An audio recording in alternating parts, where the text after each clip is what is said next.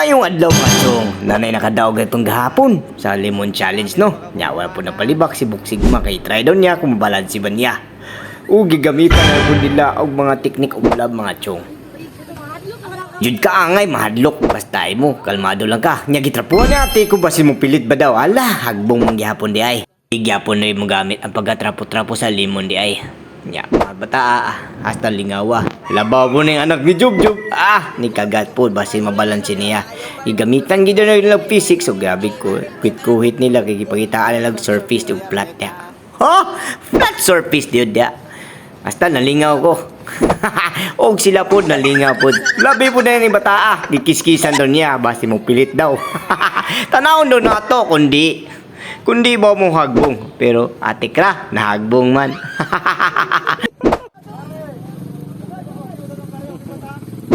Pero isa ka bata, nakabantay na good.